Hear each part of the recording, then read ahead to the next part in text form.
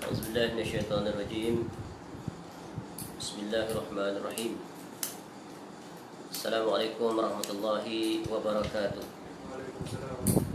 Innal hamdalillah nahmaduhu wa nasta'inuhu wa nastaghfiruh wa na'udzu billahi min shururi anfusina min sayyiati a'malina. Man yahdihillahu fala mudilla lahu wa man yudlil fala hadiya lahu. Asyhadu an la ilaha illallah wahdahu la syarika lah wa asyhadu anna Muhammadan abduhu wa rasuluh. Ya ayyuhalladzina amanu taqullaha haqqa tuqatih wa la tamutunna illa wa antum muslimun.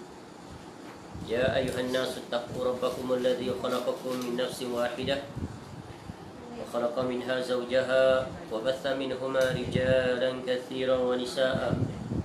واتقوا الله الذي تساءلون به والأرحام إن الله كان عليكم رقيبا يا أيها الذين آمنوا اتقوا الله وقولوا قولا سديدا يصلح لكم أعمالكم ويغفر لكم ذنوبكم ومن يطع الله ورسوله فقد فاز فوزا عظيما أما بعد فإن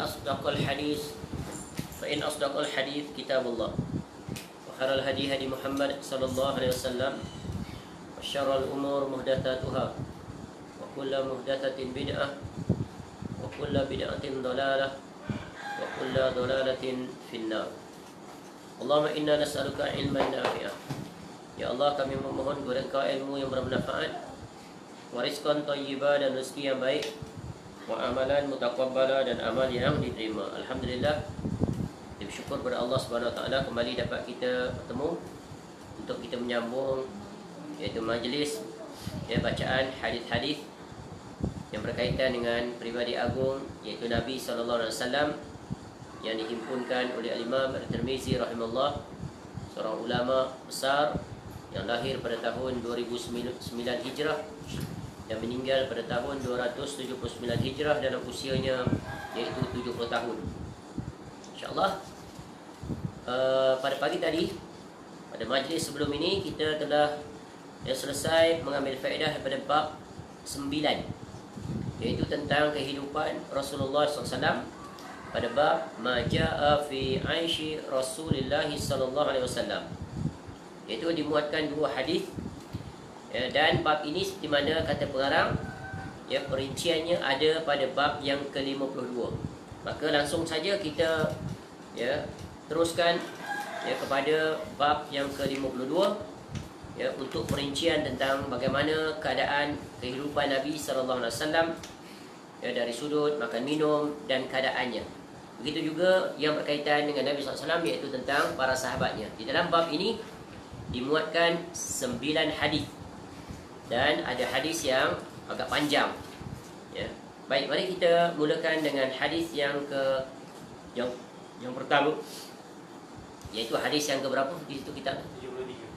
300 berapa? Bab 52. Bab 52. Ke depan. Tadi kan bab 9. Lompat kepada bab 52. Okey. Bab tu ada kaitan kan, bab sama tajuk betul? Iaitu dengan tajuk yang sama, Maja'a fi Aishin Nabi sallallahu alaihi wasallam. Ini perincian. Sebagaimana bab 9 menyebut akan datang perincian pada bab ini. Jadi disebabkan dia berkait erat, jadi kita skip dulu, kita langsung saja pada tajuk yang sama. Baik. Jadi hadis yang berapa? Hari yang pertama dalam bab ini? Berapa ratus? 369. Baik. Langsung saja bacaannya. Bismillahirrahmanirrahim. Assalamualaikum ilaikum. Qala Imam Muhammad bin Isa bin surah At-Tirmidzi rahimahullah ta'ala, babu ma jaa fi 'aishi Nabi sallallahu alaihi wasallam. Qala haddatsana Qutaibah bin Sa'id qala haddatsana Abu al-Ahwas an Simak bin Harb qala sami'tu Nu'man bin Bashir yaqul alastum fi ta'amin wa sharabin ma syi'tum laqad ra'aytu nabiyyakum sallallahu alaihi wasallam wa ma yajidu min ad-daqali ma yamla'u batna. Baik, hadis yang pertama di dalam bab ini bab yang ke-52, iaitu susulan daripada bab yang ke-9, iaitu hadis yang ke-369, di mana diriwayatkan daripada Simak bin Harb radhiyallahu an, beliau menceritakan, aku telah mendengar An-Nu'man bin Bashir radhiyallahu an berkata, tidakkah kamu berpeluang, jadi bukankah kamu telah berpeluang menikmati daripada makanan dan minuman apa yang kamu kehendaki? Sesungguhnya aku pernah melihat Nabi kamu sallallahu alaihi wasallam pada ketika baginda SAW tidak menemui hatta tamar yang murah bagi memenuhi perutnya. Yani tamar yang istilahnya berkualiti rendah. Jadi hadis ini memberikan faedah, iaitu gambaran tentang keadaan ya sahabat Nabi SAW, ya, keadaan ya Nabi SAW, di mana disebut ya, iaitu Nu'man bin Bashir berkata ya, kepada rakannya, tidakkah kamu berpeluang menikmati? Maknanya apa? Iaitu ya, kawan-kawan itu ya Allah kurniakan ya mudah untuk memperolehi makanan, ya dah tersedia makan dan minum. Tapi kamu tahu tak bagaimana keadaan Nabi SAW? Ya, keadaan Nabi SAW iaitu ya sulitnya untuk mendapatkan makanan, iaitu tidak menemui makanan hatta tamar yang murah bagi memenuhi perutnya. Ya apatah lagi kurma yang berkualiti tinggi. Jadi hadis ini menjelaskan tentang kehidupan Nabi SAW yang amat sederhana. Ya seadanya. Ya, dan amat jarang Nabi SAW berada di dalam kekenyangan. Ya, kebanyakan masa Nabi SAW adalah sentiasa di dalam keadaan berlapar. Ya, tapi Nabi SAW memohon kepada Allah agar dicukupkan rezeki baginya. Cukup. Ya, sebagaimana ya sebelum ini kita telah sebut, Nabi SAW pernah berdoa, Allahumma ja'al rizqa ali Muhammadin kafafa. Ya Allah, jadikanlah rezeki ahli keluarga Muhammad SAW ni mencukupi. Ahli keluarga Muhammad agak cukup. Ya, sedikit tapi cukup. Itulah namanya keberkatan. Ya. Ada orang rezekinya banyak melimpah ruah tapi tak pernah rasa cukup-cukup. Ini tanda-tanda hilangnya keberkatan. Baik, terus hadis yang seterusnya. Qala hadatsana Harun bin Isa بن إسحاق قال حدثنا هارون بن إسحاق قال حدثنا عبده عن هشام بن عروة عن أبيه عن عائشة رضي الله عنها قالت إن كنا آل محمد نمكث شهرا ما نستوقد بنار إن هو إلا التمر والماء. Baik, hadis seterusnya diriwayatkan daripada Aisyah radhiyallahu anha. Ini ya yang paling dekat dengan Nabi SAW, yang hidup bersama Nabi SAW, menjelaskan, sesungguhnya kami ahli keluarga Muhammad ya pernah tinggal di dalam rumah, ya maknanya selama sebulan tanpa kami menyalakan api. Ya, dapur tak berasap istilahnya. Ya, tak masak. Kenapa? Tiada makanan untuk dimasak. Makanan kami tiada lain hanyalah tamar dan air. Jadi ini menunjukkan betapa sukarnya kehidupan. Betapa makannya ya Nabi SAW ni adalah untuk mengusir rasa lapar, bukan untuk menikmati sedap dan enaknya makanan. Berbeza jauh sekali dengan kita. Kita makanan Masya Allah terlalu sedap, itu pun kata tak sedap. Ya, bahkan membazir, membuang. Ya, Masya Allah, cuba kita lihat kadang-kadang ya di rumah. Ya, sebab itu dalam kaedah mengajar makanan ni, hendaklah ajar anak-anak bersyukur dengan makanan. Bagaimana? Iaitu pastikan dia makan, dimulai dengan makanan yang sedikit, bukan banyak. Letak di atas pinggan dah penuh, tak padan dengan saiz dia budak. Seperti makan macam orang dewasa, bertambun macam-macam lauk pauk ada di atas ya nasinya contoh. Biar dimulakan dengan sedikit, ajar anak makan sedikit supaya dia dapat merasa ya tentang bagaimana keadaan kesusahan. Ya, tidak bermewah-mewahan, bahkan yang lebih parah tidak melampaui batas. Ya. Jadi ini kaedah yang sangat penting dalam bab yang berkaitan dengan makanan. Pastikan makanan yang dia makan tu habis, licin di atas pinggannya. Apa saja yang jatuh di atas meja makannya atau lantai, ambil dan makan. Kerana di situ barangkali adanya keberkahan. Ini adab yang hendaklah diberikan perhatian oleh kedua ibu bapa. Ya, jangan ajar anak bermewah-mewahan dalam urusan makan minum. Supaya apa? Sebab barang siapa yang pernah melalui masa-masa sulit, pasti dia akan menghargai masa-masa senang. Ya, pasti dia akan mengingati zaman sulit itu dan jadi panduan untuk dia supaya tidak melakukan perkara-perkara yang ya dimurkai oleh Allah Ta'ala, seperti pembaziran melampau-lampau dalam urusan makan minum. Ya, cuba lihat ya, apa yang perlu kita keluh kesahkan di kehidupan kita bila diuji dengan kepayahan. Sebab kita payah pun masih ada makanan. Ya, boleh lagi rasa nasi dan seumpamanya. Boleh lagi makan buah-buahan dan pelbagai lagi.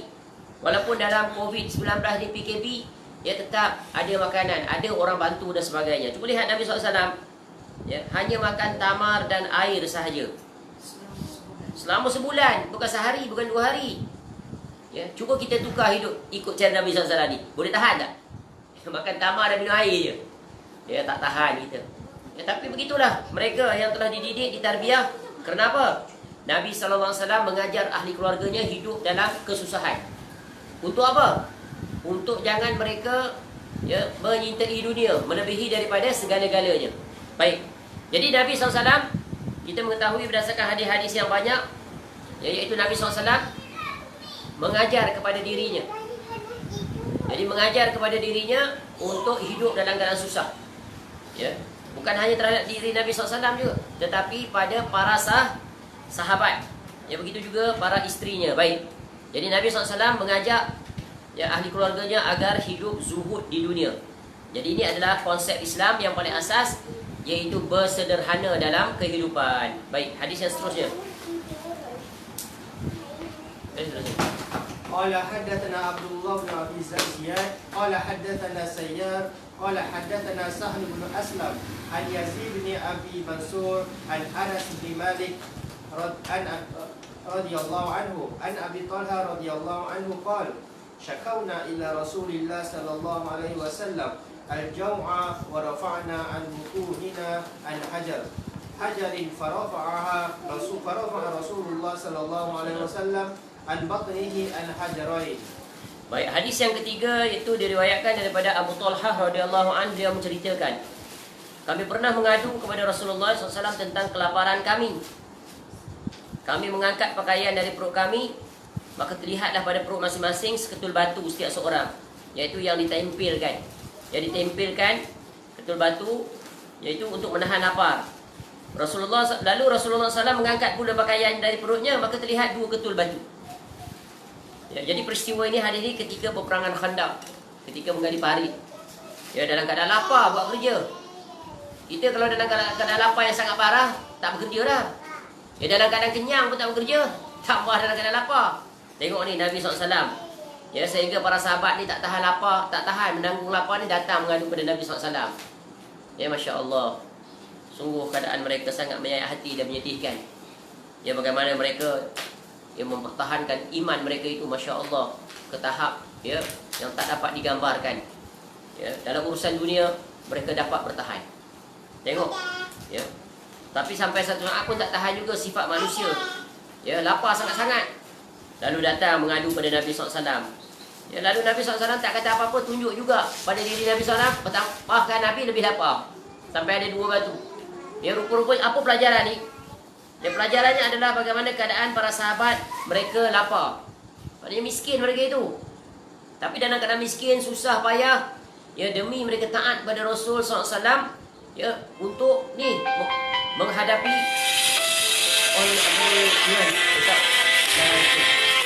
tetap mood yang tak boleh masuk call. What? Baik.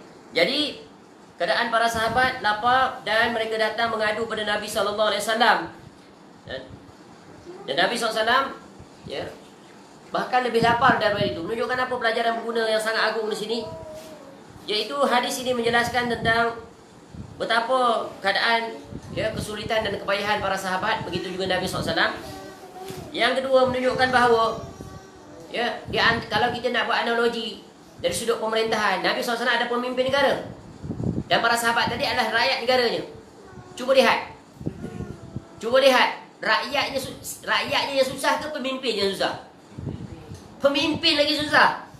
Ingatkan rakyat yang susah, rupanya pemimpin lagi susah. Berbeza dengan zaman sekarang. Ya, pemimpin yang susah ke rakyat yang susah? Rakyat yang sangat susah. Ya, pemimpin kaya, senang, hidup mewah. Ya, istilahnya Masya Allah, apa saja yang mereka inginkan semua tersedia. Ya, gaji mereka barangkali tak disentuh pun. Tapi lihat contoh teladan yang sangat tinggi. Nabi SAW tidak seperti, ya, kebanyakan pemimpin dunia pada hari ini, termasuk pemimpin Islam. Ya, Nabi SAW seorang yang sangat miskin, bukan miskin zuhud. Ya, padahal Nabi SAW jika menginginkan kekayaan, pasti dapat segala-galanya. Betul kan? Tapi Nabi SAW bukan tujuan itu nak menunjukkan contoh teladan. Wahai para pemimpin, hendaklah kamu contohi kepimpinan Nabi SAW, iaitu mengutamakan rakyat. Ya, apatah lagi dalam keadaan rakyat berada dalam keadaan yang sangat susah dan sangat berhajat pada kamu. Kepada siapa lagi mereka nak mengadu rakyat ini melainkan kepada pemerintah. Jadi ambillah pelajaran daripada Nabi SAW sebagai pemimpin. Nabi SAW mengutamakan para sahabat. Tengok, tunjuk Nabi SAW susah. Dia hidup dengan penuh kezuhudan. Ya, tidak menjadikan harta dunia sebagai tujuan di atas kekuasaan yang dimiliki, tak. Tapi Nabi SAW lebih mengutamakan akhirat.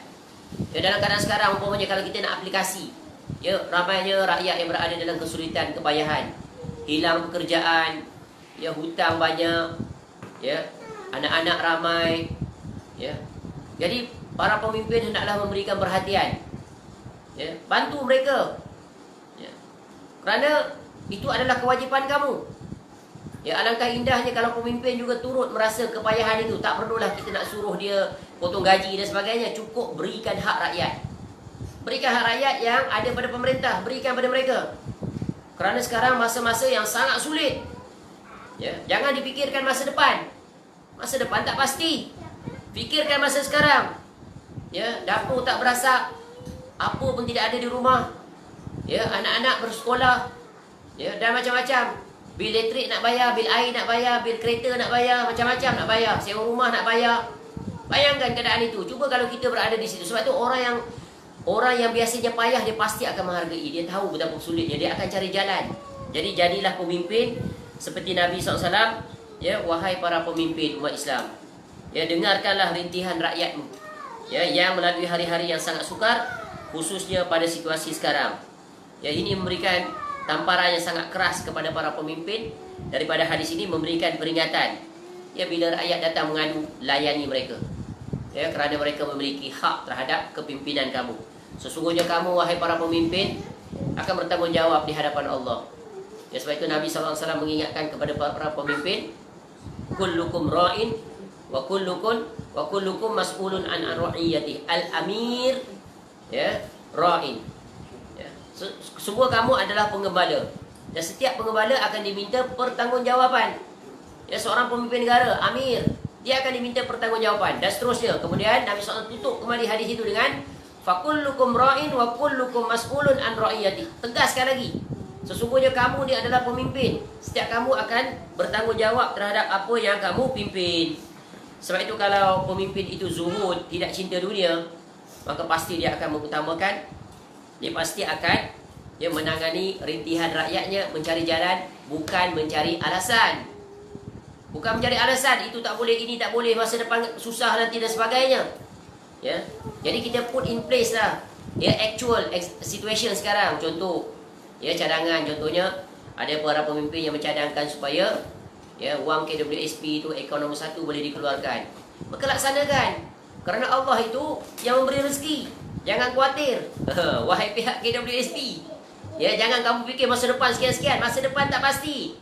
Ya, uncertainty. Now is very certain. What they need now, not in future. Itu pun belum tentu panjang usia pada hari tersebut. Betul kan? Ya, ingat, bila kita mengangkat kesulitan seseorang, Allah pasti akan mengangkat kesulitan kita. Sebab itu Nabi SAW menjelaskan, ya, kalau dulu hadis itu Nabi SAW aplikasinya dalam bentuk individu. Tapi dalam keadaan situasi sekarang boleh diaplikasi dalam bentuk badan, pertubuhan, organisasi, ya, agensi yang diamanahkan. Sebab tu kalau orang yang berada di agensi, badan, organisasi, NGO ni yang memiliki ketakwaan, mengetahui tentang saranan-saranan Nabi SAW, pasti mereka akan berfikir cara Islam, bukan caranya, ya, materialistik atau cara kebendaan berfikirnya, tak. Ya, dia berfikir pasti dikaitkan dengan rezeki itu milik Allah. Allah pasti akan jamin. Maka Allah berikan dia amanah untuk menjaga rezeki ini, ya, orang ramai yang ada pada dia. Jangan dia risaukan yang depan. Ya, jangan dirisaukan apa yang akan berlaku di depan. Maknanya risaukan apa yang dihadapi sekarang. Cuba kita lihat betapa kalau mereka merealisasikan permohonan ini, masya-Allah, ya, para pemimpin itu akan mendapat gelaran keistimewaan. Iaitu sebagaimana dalam satu hadis, ya, hadis yang berkaitan dengan ditanya Ya, siapakah orang yang paling bermanfaat? Mari kita dengar hadis ini. Anna rajulan jaa ila Nabi sallallahu alaihi wasallam faqal ya Rasulullah ayyun nasi ahabbu ila Allah. Ya.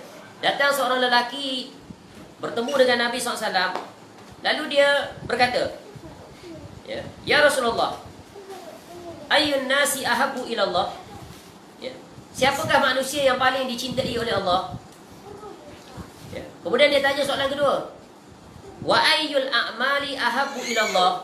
Dan apa pula amalan-amalan yang dicintai oleh Allah?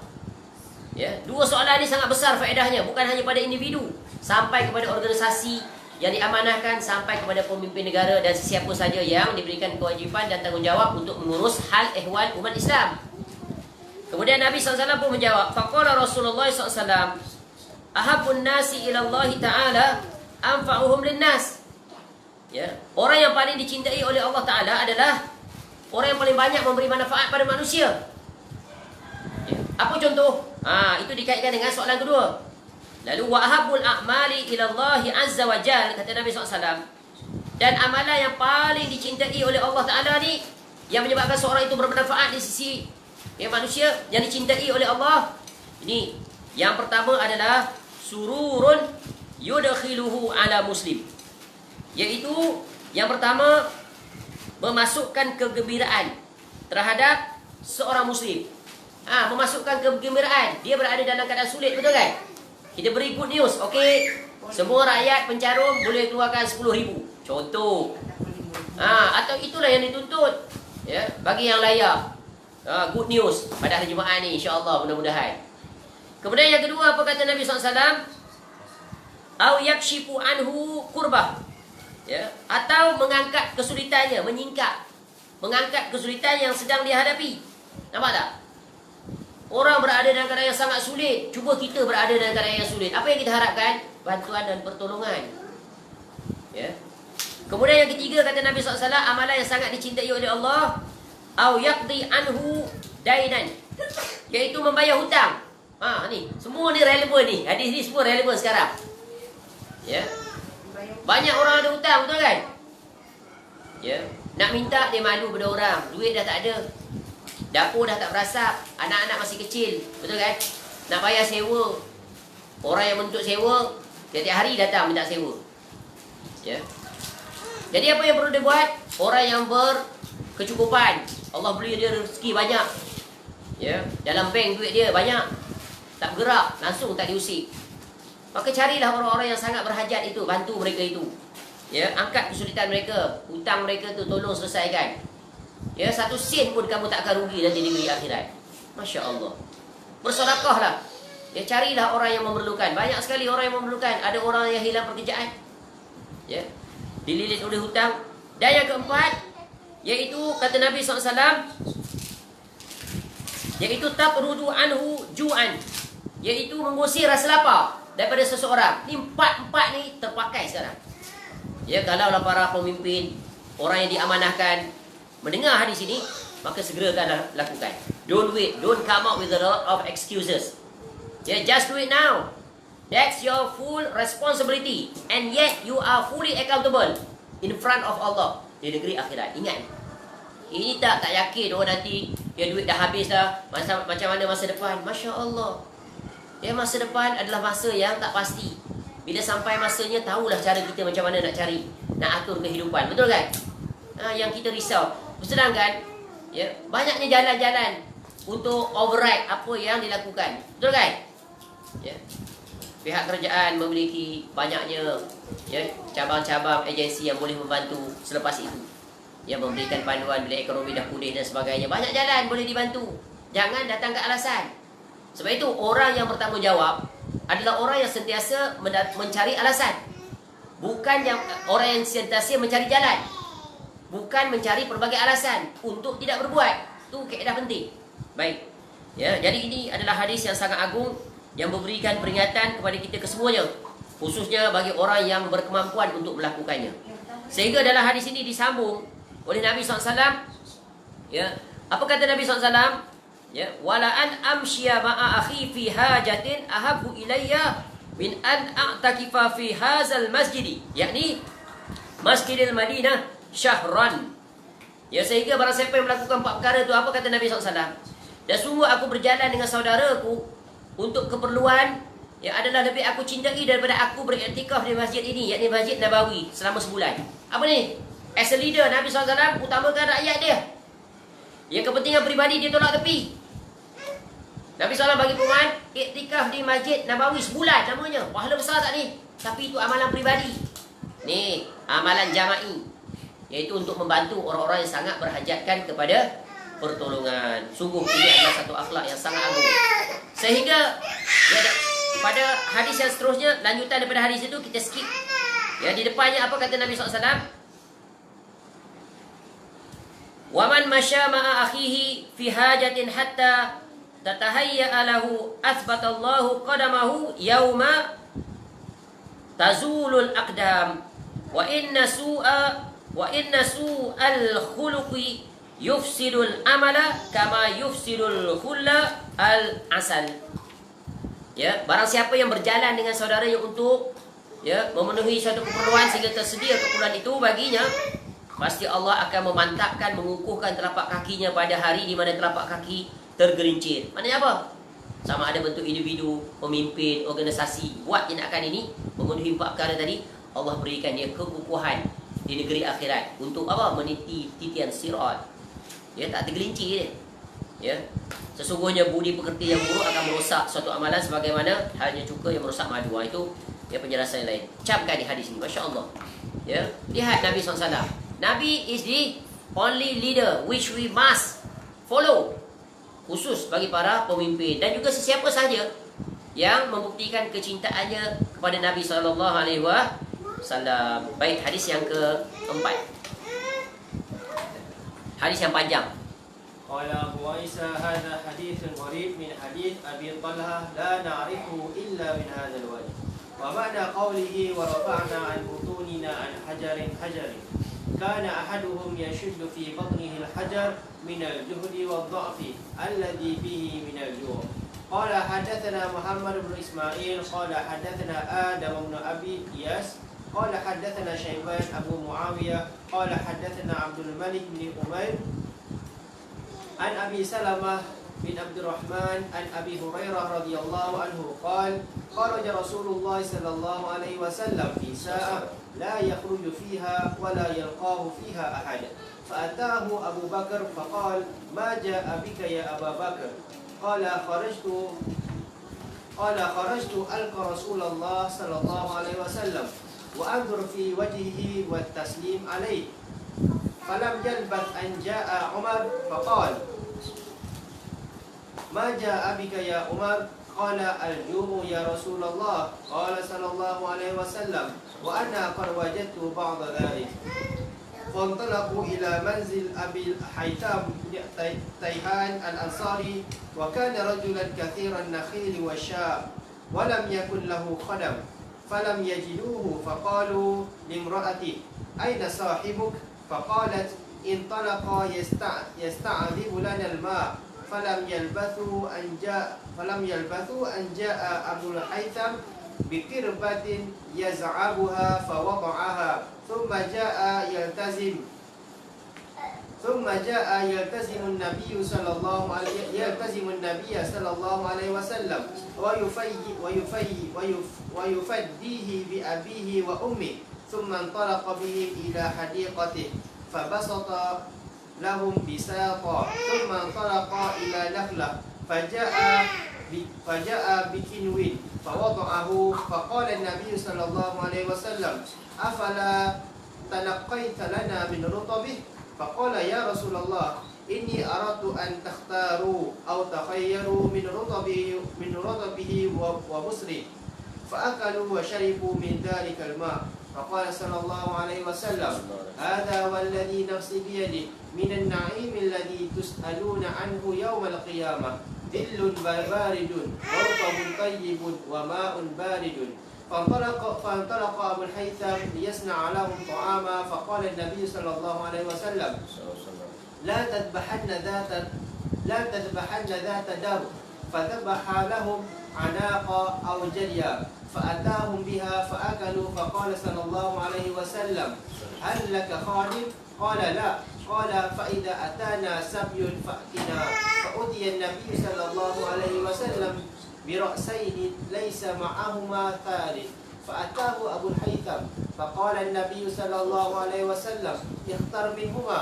فقال يا رسول الله اختر لي. فقال النبي صلى الله عليه وسلم إن المستشار مؤتمن خذ هذا فإني رأيته يصلي واستوصي به معروفا. فانطلق أبو الهيثم إلى امرأته فأخبرها بقول رسول الله صلى الله عليه وسلم. فقالت امرأته ما أنت ببالغ حق ما قال فيه النبي صلى الله عليه وسلم إلا بأن تعتق. قال فهو عتيق. فقال صلى الله عليه وسلم إن الله لم يبعث نبيا ولا خليفة إلا وله بطانتان بطانة تأمره بالمعروف وتنهى عن المنكر وبطانة لا تألوه خبلا ومن يوق بطانة السوء فقد وقي. Baik, ini adalah hadis yang panjang, ya, yang panjang berbanding dengan hadis-hadis yang kita baca sebelum ini, iaitu menjelaskan tentang senario atau situasi para sahabat dan keadaan Nabi SAW serta sahabat yang lain. Baik, maksud hadis ini adalah diriwayatkan daripada Abu Hurairah radhiyallahu an. Beliau menceritakan, satu ketika Nabi SAW keluar daripada rumahnya ke masjid, di mana baginda SAW tidak pernah keluar pada masa tersebut dan tidak pernah sesiapa pun berjumpa dengan baginda pada masa itu. Ada waktu yang luar biasa, yang jarang Nabi SAW lakukan keluar. Tapi pada hari itu Nabi SAW keluar dan pergi ke masjid.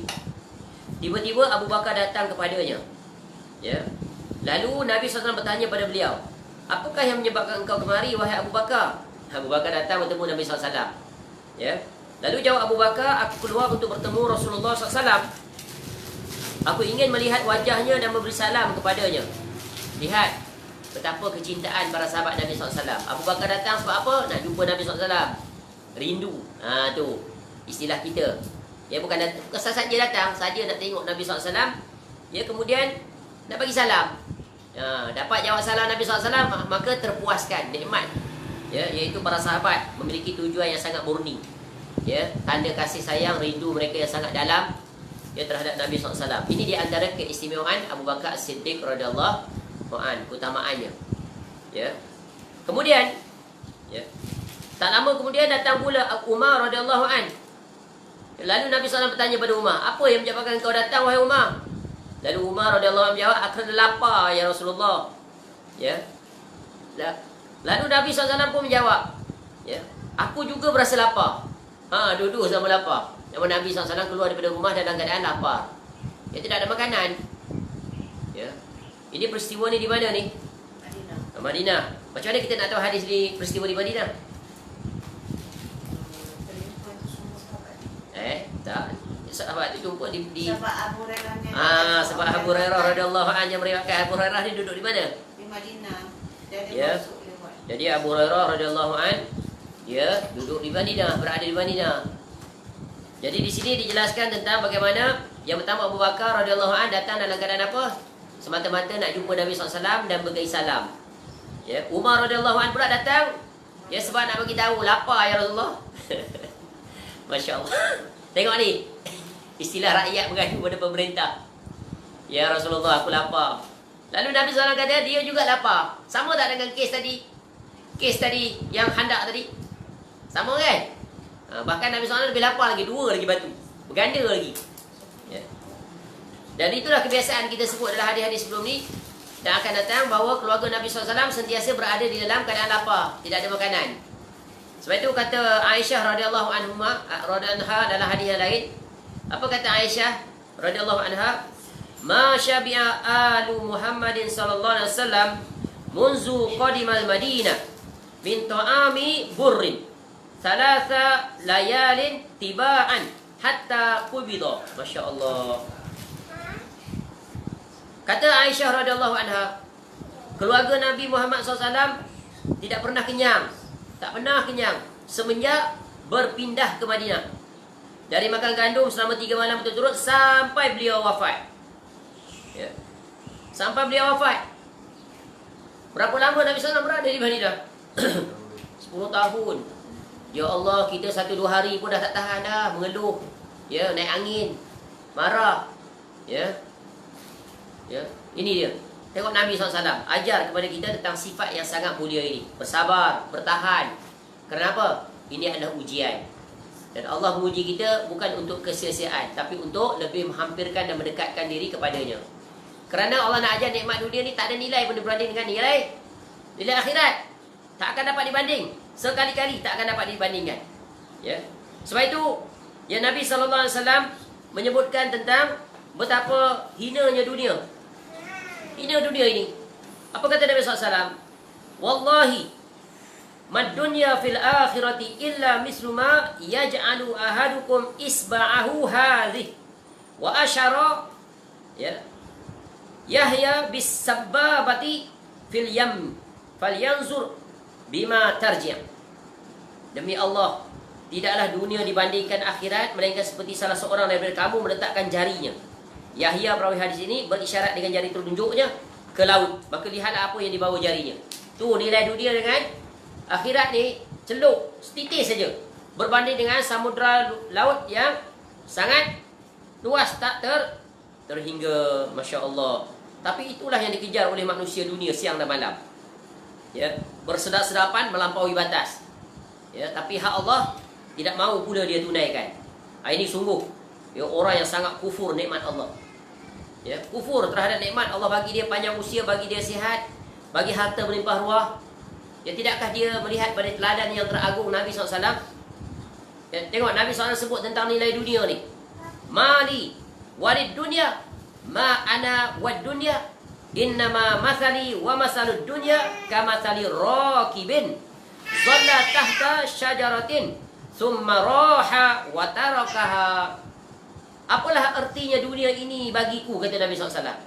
Apa urusanku dengan dunia?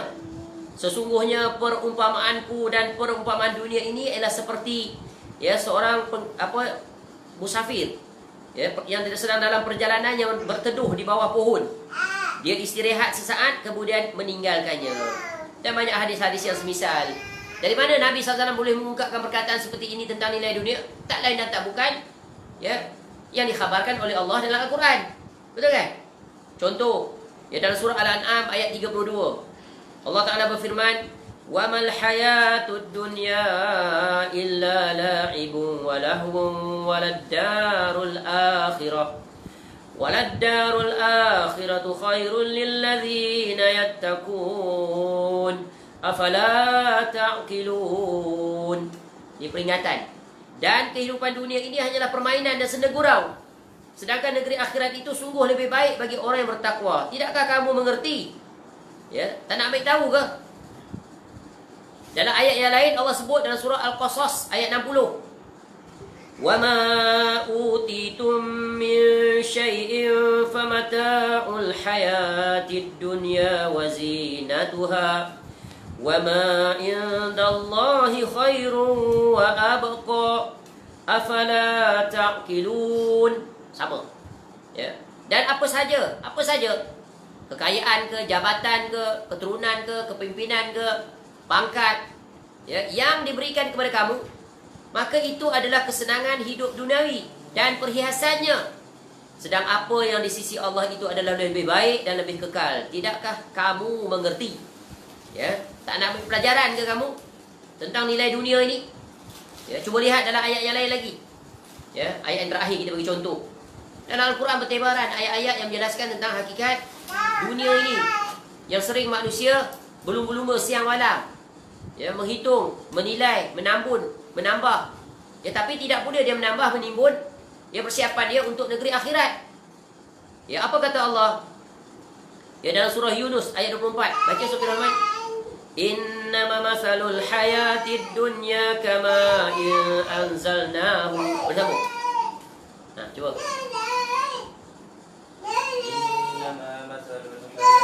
الدنيا كماء أنزلناه من السماء فاختلط به نبات الأرض مما يأكل الناس والأنعام حتى إذا أخذت الأرض زخرفها وزينت وظن أهلها أنهم قادرون عليها أتاها أمرنا ليلا أو نهارا فجعلناها حصيدا كأن لم تغن بالأمس كذلك نفصل الآيات لقوم يتفكرون. Sesungguhnya perumpamaan kehidupan duniawi itu, kata Allah, hanya seperti air hujan yang kami turunkan dari langit. Lalu tumbuhlah tanaman-tanaman bumi dengan subur kerana air itu. Di antaranya ada yang dimakan manusia dan haiwan ternak.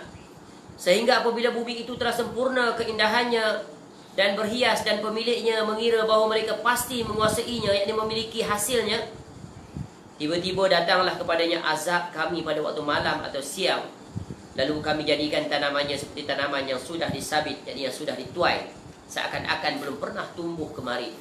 Demikianlah kami, yakni Allah menjelaskan tanda-tanda kekuasaan kami pada orang-orang yang mau berfikir.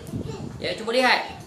Ya, Allah telah mengingatkan kita bagaimana kita berurusan, berinteraksi dengan nikmat dunia sekadarnya, seperlunya.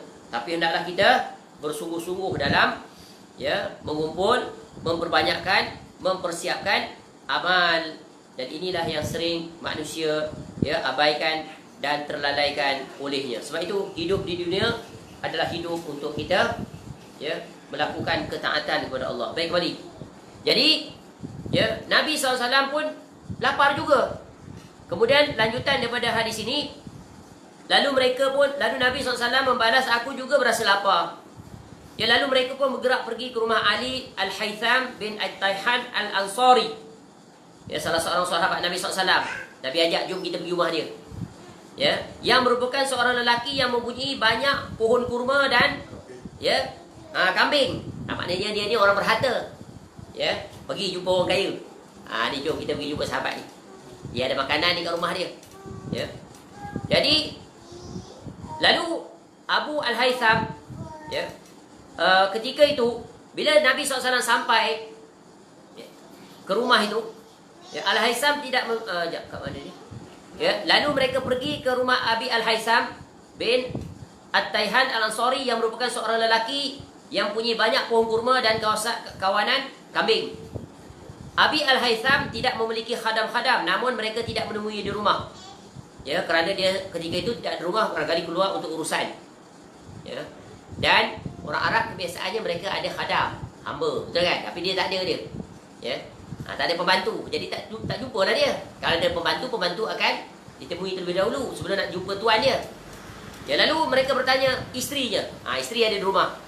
Lalu Nabi SAW bertanya kepada isteri beliau, suami kamu berada di mana? Mana suami kamu? Bahasa kita lah, bahasa orang kampung. Lalu isterinya menjawab, dia keluar mengambil air. Air untuk kami, air minuman. Sebab Madinah ketika itu banyak sekitarnya airnya asin. Jadi nak cari air yang tawar untuk dibuat minuman. Tidak berapa lama kemudian Abi Al-Haytham radhiyallahu anhu pulang, dia balik sambil membawa bekas kirbah yang penuh berisi air. Bekas kirbah ni apa? Dulu orang isi air dalam apa? Kulit. Kulit dibuat apa, dipanggil kantung. Kantung tu ada penutup ataupun pakai ikat tali. Isi air dalam tu. Dia bawa balik dah airnya. Kita sekarang mewah, air dalam rumah. Datang daripada sungai, tak payah pergi ke sungai. Dulu kalau zaman kita kecil-kecil, zaman tahun 60-an, 70-an, ambil ke telaga, pergi jauh daripada rumah. Angkut air tu, nak basuh kain, bagai-bagai angkut. Pagi-pagi dekat tangga ada tempayan. Indahnya, memori, nostalgik masa silam. Tak ditemui lagi dah sekarang, kecuali di kampung pedalaman lah barangkali ada. Ada telaga pula. Tempayan. Maka pagi-pagi dah ditugaskan, awal lagi pagi, seorang antara anak-anak tu akan ambil air jauh. Berat air ni, air bukan ringan. Walaupun berdinya kecil. Angkatlah, tumpah lagi dalam perjalanan. Itu di situ dilahir ada kemahiran, keseimbangan. Pandai dia bawa air. Banyak itu dia bawa, banyak tu dah dia. Sikit saja yang tumpah. Tuang, pergi balik, tuang, pergi balik, tuang, pergi balik. Pagi petang. Masya-Allah. Sekarang masya-Allah hidup terlalu senang. Bukan terlalu dah, melampau-lampau senang. Betul kan? Nak air buka je. Tak ada air 4 hari, 2 hari, bukan main lagi komplain. Tak pernah hidup susah. Ya, kalau orang hidup susah, ya ini semua qadar Allah. Ya sabran jamil. Bersabar. Tak perlu nak mengeluh, nak menyalahkan sesiapa. Semua yang berlaku tu adalah takdir Allah. Sebab musabab tu saja. Ya semua telah ditentukan Allah. Ya, baik, kembali. Jadi hari ini kalau kita nak hurai panjang sekali. Ya baik, cakupannya. Lalu ya. Lalu beliau meletakkannya bekas kirbah itu dan datang terus memeluk Nabi SAW. Serta menyebutkan bahawa kedua-dua ibu bapanya adalah penebus baginda. Masya Allah. Ni betapa sayangnya. Untunglah ni. Bertuah tak? Apa bertuahnya Abi Al-Hazam radhiyallahu anhu? Apa bertuah dia? Sebab Nabi SAW datang rumah dia. Bukan Nabi SAW datang saja. Dua sahabat dijamin syurga ni. Bapa mertua Nabi SAW pun datang rumah dia. Masya Allah. Ini tetamu yang very tak unlimited important person. Orang sekarang VIP ya, 3 angka. Di Nabi SAW tak terkata. Tak terkata. Seorang Rasul akhir zaman, penutup, ya. Kemudian 2 orang sahabat, bapa mertua Nabi SAW dijamin ahli syurga, dan khalifah yang datang setelahnya. Masya Allah, nikmatnya, berkahnya rumah bila didatangi oleh orang-orang yang soleh, nikmat. Apa maksudnya ibu daya dia? Maknanya menunjukkan para sahabat ni lebih sayang daripada sayang Rasulullah tu lebih daripada kedua ibu bapa mereka. Mereka fahamkan hadis tu, la yu'minu ahadukum hatta sambung.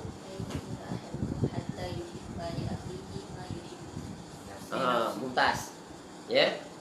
Tidak beriman seorang itu. Ya, jika dia apa? Rehana.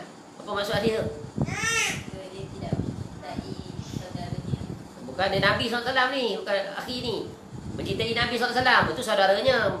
Cinta Nabi SAW, lupa dah hadis tu. Tidak beriman seorang tu jika dia tidak mencintai Nabi SAW melebihi daripada segala-galanya, dirinya sendiri, ayahnya, apa saja apa yang ada pada dia. Sebab itu para sahabat, bila Nabi SAW memerintahkan apa sesuatu, segera mereka berbuat. Tengok Abu Bakar As-Siddiq radhiyallahu anhu, habis semua harta dia yang buat. Kaya dia, habis semua. Apa yang tinggal? Nabi SAW tanya pada dia, hanya Allah dan Rasul dia yang tinggal.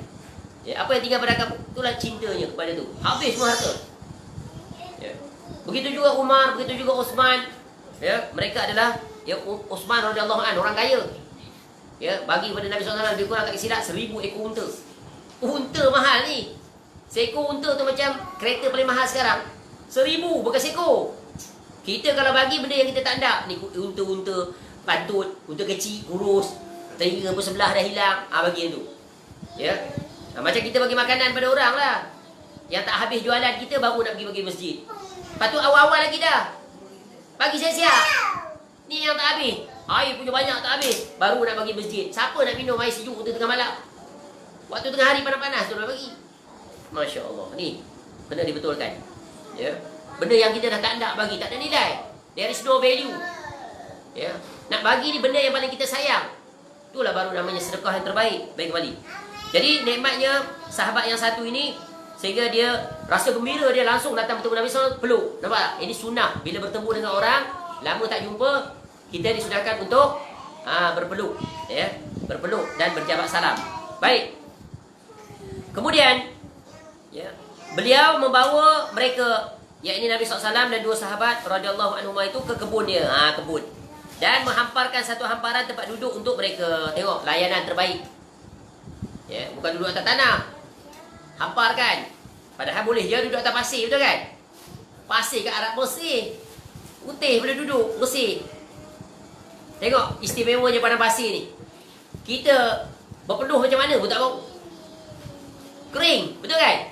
Kalau kita berpeluh tengah hari, kita panas juga, dia pun panas. Beza tak panas dia dengan panas kita bila berpeluh? Beza. Kita berpeluh kat sini melekit, tak selesa, rimas, perlu mandi. Tapi panasnya, keringnya di tanah gurun ni, yang khususnya bumi Madinah Mekah, kering tak rasa apa-apa, tak rasa pun nak mandi. Betul kan? Sebab badan tak rasa melekit, tak rasa bau pun tidak. Masya Allah. Kalau musim panas betul, yang 40 darjah, 30 darjah tu, kalau kita berjalan daripada hotel nak pergi ke Masjid Nabawi ke, pergi Masjidil Haram umpamanya. Kalau kita baju kita tu, katakan kita pakai selendang tu, ya, basah, Kita pergi sampai masjid kering. Ada kawan tu, Masya Allah, cerdas betul dia. Panas. Dia pergi bila keluar daripada masjid, nak balik ke hotel, dia ambil air zam-zam, dia dibasahkan kain serban dia tu. Bila sambil berjalan, dia pun tutup. Jadi dia kata, Ustaz, rasa macam aircon, sedap. Dia bila sampai kering. Kering kain tu, dan dia pun dapat sejuk kat arah bahagian tu. Masya Allah. Air zam-zam lagi. Sejuk, aircon. Ya, sambil tu matahari keringkan dia perlahan. Ya, terhasillah. Ya, apa pengaliran udara. Moisture. Understand? Moisture apa? Lembapan. Lembapan. Masya Allah. Nikmat. Semoga Allah menyampaikan kita kembali ke bumi Mekah, bumi Madinah. Ya Rabbal Alamin. Segera Allah angkat COVID-19. Betapa rindunya untuk kembali ke tempat tersebut. Semua orang, dia pasti akan memiliki sifat yang sama. Apatah lagi mereka yang pernah sampai. Berdoalah kepada Allah. Ya, ud'uni astajib lakum. Baik. Seterusnya, setelah dihamparkan itu, ya, maka beliau SAW pun pergi setelah itu beliau pun Al-Haytham ni, ya, Abi Al-Haytham radhiyallahu anhu pun pergi ke satu pohon kurma. Di antara sekian banyak pohon kurma dia pun pergi mengambil satu tandang kurma dan meletakkannya di hadapan mereka. Lalu Nabi SAW berkata kepadanya, kenapa kamu tidak memilih tamar yang masak ranum saja daripadanya? Dia bawa standar. Ya, kenapa tak pilih-pilih yang masak-masak je? Tengok apa jawapan cerdas daripada seorang sahabat yang meraihkan tetamu dengan cara yang terbaik. Apa dia kata? Wahai Rasulullah, aku ingin agar ya kamu semua yang memilih sendiri sama ada ingin memakan tamar yang masak ranum, yakni rutok, atau tamar yang segar, yakni yang belum masak ranum. Ya, kerana sifat tandan itu ada yang masak ranum, ada yang belum lagi. Setengah orang sebab dia minat kan. Oh, saya suka yang ni. Contoh kalau buah Malaysia, kalau nak banding ada masak ada tak masak, buah apa? Pisang, betul kan? Pisang dia ada yang masak, ada yang tak masak. Tapi orang tak makan pisang yang tak masak. Buah apa yang ada masak dan tak masak? Buah lain yang boleh kita makan dua-dua. Buah mangga. Dia bukan standar, ni tandan. Yang bertandan ni apa? Sebutkan buah yang bertandan. Buah pisang. Anggur tak boleh tandan. Kalau kelapa dia panggil tandan tak? Satu tandan kelapa. Itu mayang kan? Kalau kelapa laut, kelapa sawit, kelapa ni. Ya, wallahu alam. Dia teka-teki. Nanti dia lagi cari jawapan. Ya, nak buat analogi perbandingan. Tengok apa kata Al-Haytham radhiyallahu an. Ya, dia bawa tu the whole tandan tu complete. Ada yang masak, ya, yang masak ranum, ada yang masih segar belum ranum. Ya. Tu. Sebab apa dia nak bagi pilihan? Boleh pilih dua-dua, boleh rasa. Masya-Allah. Maka mereka pun makan tamar tersebut dan air tadi yang dibawa balik oleh Abi Al-Haytham. Ya. Tengok ni. Makanan ni dah besarnya, barakahnya kurma. Makan dia mengenyangkan. Ya, nanti kita sebut haji kan, sebulan makan kurma dan minum air. Apatah lagi air itu adalah air Zam-Zam. Bahkan ada di antara sahabat Nabi SAW yang hanya minum air Zam-Zam selama sebulan. Sebelum datang pada Nabi SAW untuk masuk Islam. Dia tinggal di Masjidil Haram tu, Masjid Haram tidak. Betul lah. Ya, dia minum air itu sebulan. Ya, barulah dia datang bertemu Nabi SAW. Tak ingat siapa. Mungkin kalau tak silap iaitu ni. Yang kamu hidup seorang-seorang, mati seorang-seorang, terasing seorang-seorang. Siapa tu? Abu Zar radhiyallahu anhu. Tu kalau tak silap. Baik, kembali. Ya. Kemudian mereka pun makan tamar tersebut dan air tadi yang dijamu oleh Abi Al-Haytham. Ketika itu Nabi SAW pun bersabda. Tengok Nabi SAW. Nabi SAW dalam keadaan majlis itu dia beruntung ni. Khususnya Al-Haytham radhiyallahu anhu. Sebab Nabi SAW langsung mengadakan majlis ilmu. Memberikan faedah kepada orang-orang yang berilmu, yang alim. Begitu juga orang yang duduk bersama majlis orang alim. Jangan sia-sia kesempatan untuk mengambil faedah daripada orang alim itu dari sudut apa? Sudut ilmu. Ni penting. Sebab tu orang alim, ya, orang alim yang hakiki dia tak pernah mensia-siakan waktu bila berada dengan siapa saja, bertemu, ya, naik kenderaan dan sebagainya. Ya, pasti dia akan memberikan faedah-faedah ilmiah yang bermanfaat kepada muridnya. Lihat Nabi SAW kata apa di sini? Demi Tuhanku yang berada demi Tuhanku yang diriku berada di tangannya. Nikmat yang kita kecapai ini merupakan antara nikmat yang bakal dipersoalkan nanti tentangnya pada hari kiamat. Iaitu teduhan yang sejuk, rutab, jadi tamar yang ranum, yang enak dan air yang dingin. Jadi Nabi SAW memperingatkan, makan ni nanti dia merupakan nikmat. Ya. Nabi SAW sebut detail satu-satu, iaitu teduhan yang sejuk. Tadi kan duduk di dalam perkebunan kurma. Sejuk. Sejuk nikmat tak? Nikmat. Dia panas, terik, tapi tiba-tiba dilindungi oleh tumbuhan. Sebab tu kita kena bersyukur. Terima kasih pada pokok. Jaga pokok. Sebab pokok itu adalah sebagai teduhan daripada teriknya pancaran matahari. Kemudian rutab, tamar ranum, itulah nikmat yang mengenyangkan kamu, mengusir rasa lapar. Kemudian rutab yang enak dan air yang dingin. Air itu menghilangkan dahaga dan menyejukkan badan. Jadi ini di antara perkara yang diperingatkan oleh Nabi SAW. Nikmat itu Allah akan tanya. Sebagaimana Allah sebut dalam surah At-Takatsur, surah At-Takatsur ayat 8 pada surah 102. Tsumma la tus'alun yauma idzin 'anin na'im. Kemudian kamu sesungguhnya akan ditanya pada hari kiamat, hari itu tentang segala nikmat yang kamu telah nikmati. Banyak nikmat Allah tak terhitung. Sebab itu kita hendaklah menjadi hamba yang sentiasa bersyukur. Namun Al-Quran menjelaskan, wa qalilun min ibadiyash syakur. Sedikit sekali hamba yang bersyukur. Dan Allah peringatkan lagi dalam ayat lain, wa in ta'uddu ni'matallahi la tuhsuha. Jika kamu hitung nikmat-nikmat Allah, pasti kamu tak akan mampu hitung. Malam tadi kita sebut apa? Yang antara nikmat yang sangat agung, mata, betul kan? Ni Allah bagi mata, sepasang mata, dapat melihat, dapat menikmati. Masya Allah, dapat digunakan untuk membaca, baca Quran, baca kitab dan pelbagai lagi. Dapat menikmati dan menghargai nikmatnya, alam ciptaan Allah Ta'ala. Masya Allah. Jadi ini peringatan. Jadi antara soalan-soalan yang diajukan di negeri akhirat. Banyak tak soalan nanti? Banyak. Allah akan tanya kita tentang la tazulu qadama 'abdin yaumal qiyamah hatta yus'al an arba'. Takkan berganjak kaki anak Adam, tanya 4 perkara.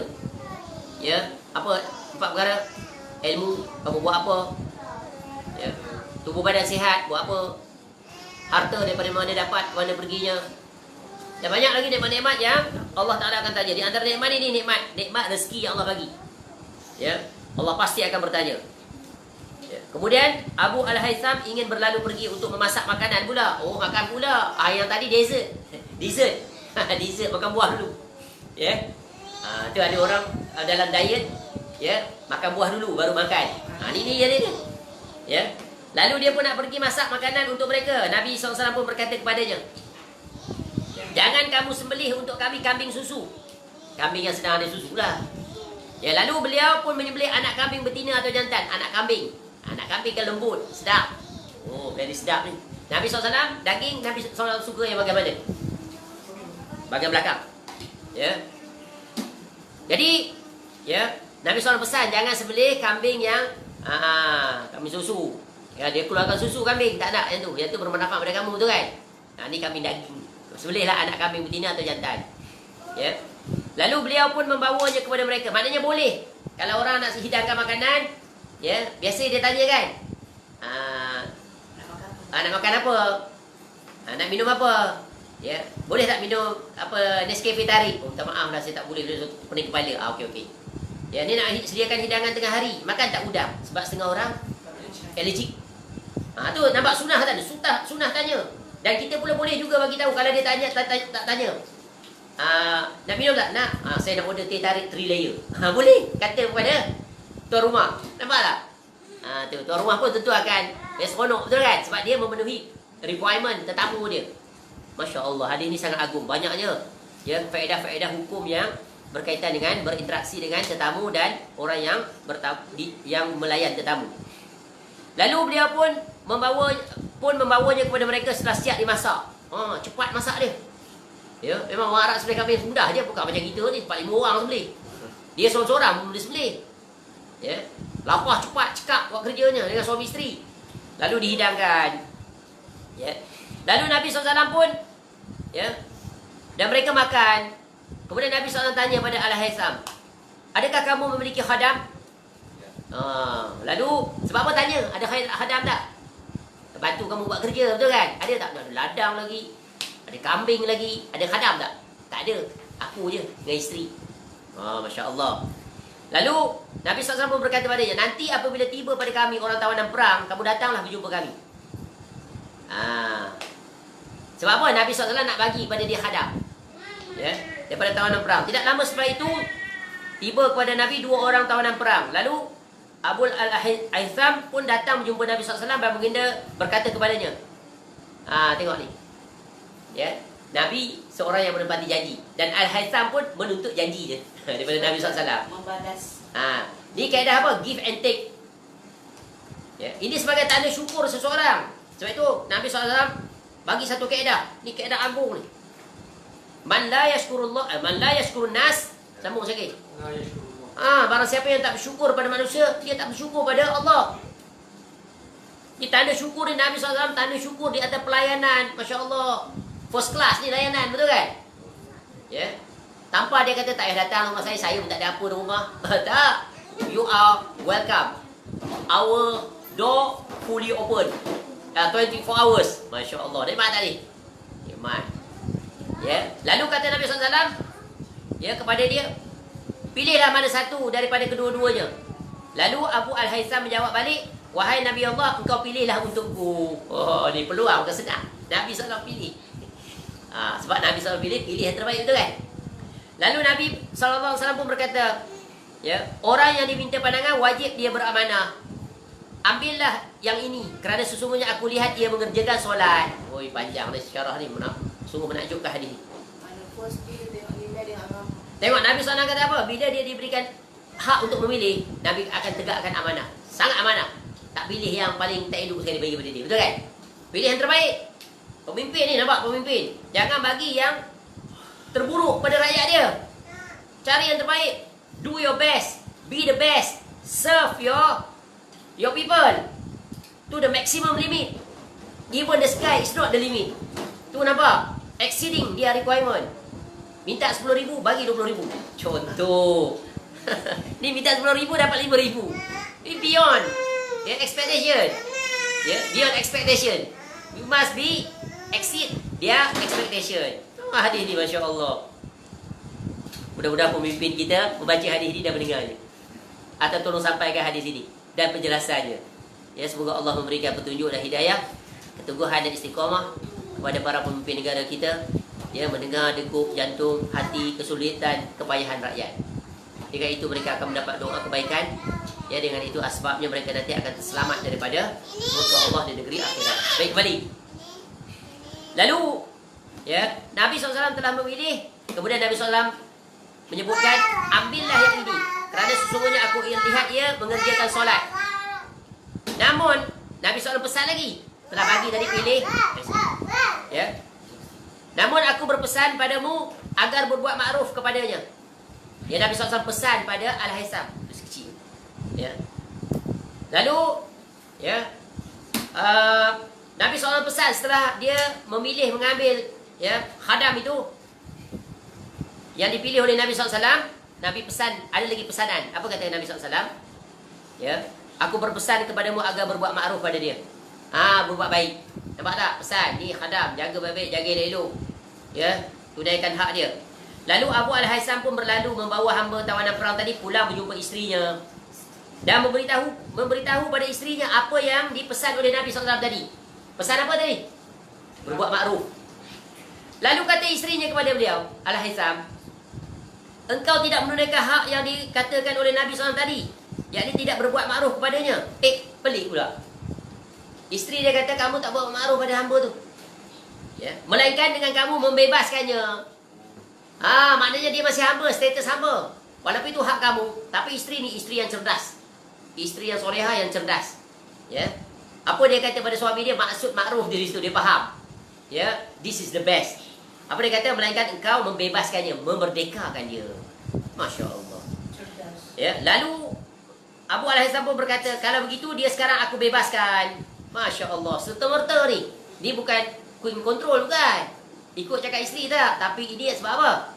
Bersekutu di dalam hal-hal amal soleh. Ini penting dapat isteri solehah ni. Selamat suami. Ya, walaupun suami tak soleh, betul kan? Hai bang, keluar kerja ingat, jangan malas-malas kat tempat kerja. Ya, jangan lupa solat bang. Walaupun dia tahu suami dia tak solat, tetap dia ingatkan solat. Dia bersabar di atas kemaksiatan. Sabar dia. Sentiasa menasihati. Contoh, apatah lagi kalau suaminya seorang suami yang soleh. Lalu Abu Haitham pun berkata, kalau begitu dia sekarang aku bebaskan. Apabila sampai berita itu kepada Nabi SAW tentang isteri Abu Al-Haitham itu yang mengajak suaminya berbuat ma'ruf, Nabi SAW pun bersabda. Tengok Nabi SAW bersabda. Ya, dengar apa yang dilakukan oleh isterinya dan suaminya. Sesungguhnya Allah tidak mengutuskan seorang Nabi dan juga seorang khalifah, yakni pengganti Nabi, melainkan bersamanya dua bitanah. Apa maksud dua bitanah? Iaitu teman rahsia yang menjadi penasihatnya.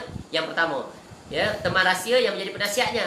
Pertama, yang kedua, yang pertama adalah teman rahsia yang mengajaknya kepada makruf dan mencegahnya daripada mungkar. Dan kedua, teman rahsia yang tidak pernah alpa, yakni sentiasa mencari jalan untuk merosakkannya. Jadi sesiapa yang diselamatkan Allah daripada bitanah, yakni teman rahsia yang jahat itu, iaitu daripada jenis yang kedua tadi, maka sesungguhnya ia diselamatkan daripada kefasadan dan segala jenis kejahatannya. Intaha, selesai. Apa maksud ni? Apa maksud ni? Iaitu seseorang itu ya berbuat baik dan berbuat jahat ada pengaruh daripada bisikan. Siapa bisikan itu? Syaitan ataupun malaikat. Jadi Nabi SAW nak sebut tadi, yang menasihati, beri bisik supaya buat makruf tu kepada Al-Haitham dan isterinya siapa? Iaitu daripada malaikat. Sebab kita ni siapa? Kita ni kan Allah sediakan pada kita ni siapa? Qarin, betul kan? Pada kita ada berapa malaikat? 5. Okey, yang pertama, yang malaikat kiraman katibin, kiri kanan. Kiraman katibin itu adalah ya pencatat yang mulia. Ni sentiasa ada sampai kita mati ya, baru dia tak ada. Yang kedua, hafazah. 1, ada 2. Takkan ada depan, jaga kita, keselamatan kita dan seumpamanya. Yang kelima adalah malaikat yang sentiasa bersama kita. Yang keenam, Qarin. Ya, apa dalilnya?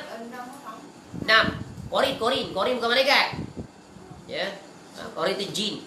Ya, boleh jadi jin yang syaitan kan minal jin nanti wan nas. Syaitan daripada jin dan manusia. Kalau jin itu baik, maka dia akan bernasihati kebaikan. Ya, sebagaimana dalam hadis disebut daripada Abdullah bin Mas'ud radhiyallahu an, apa kata Nabi SAW? Ma minkum min ahadin illa waqad wukila bihi qarinuhu minal jinni wa qarinuhu minal malaika. Qalu wa iyyaka ya Rasulullah. Ya, wa iyyaka ya Rasulullah. Ya. Qal wa iyaya. Wa iyaya illa anna Allah a'anani alaihi fa aslama fala ya'muruni illa bi khair. Ni sama ni. Maksud hadis di sini ni kat sini. Tidaklah salah seorang di antara kamu melainkan telah ditugaskan kepadanya satu qarin. Ya. Dari golongan jin dan satu qarin dari golongan malaikat. Mereka bertanya, para sahabat tanya, adakah engkau juga ada dua-dua ni? Ya Rasulullah, qarin dan malaikat ni. Lalu Nabi SAW menjawab, termasuk juga aku. Hanya saja Allah telah menolongku atasnya, yakni qarin daripada golongan jin, sehingga dia masuk Islam, tunduk pada Nabi SAW.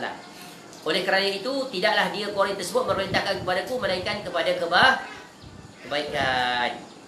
Tu. Ya. Sebab tu ketika kita nak tidur, ya, jika seorang nak berbaring ke tempat tidur, maka dia akan menjadi rebutan di antara malaikat dan syaitan. Ya. Malaikat kata apa? Akhirilah dengan kebaikan. Namun syaitan pula kata, akhirilah dengan keburukan. Dan sebelum nak tidur. Sebab tu apabila orang itu berzikir pada Allah kemudian tidur, maka malaikat akan menjaganya pada malam itu. Ya, tak kala dia telah bangun, malaikat tu berkata, bukalah, yakni mulailah dengan kebaikan.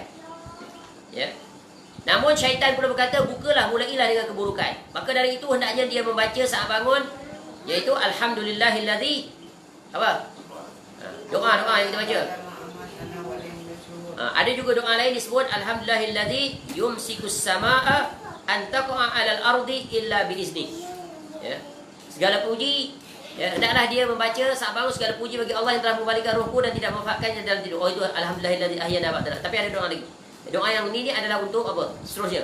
Ya, segala puji bagi Allah yang menggenggam langit dan bumi sehingga tidak goncang. Ya, dan begitulah seterusnya. Ya.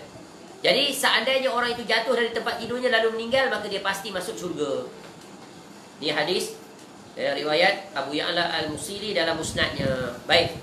Jadi selesai sudah ya untuk ya kita berhenti pada hadis yang hadis yang keberapa ni?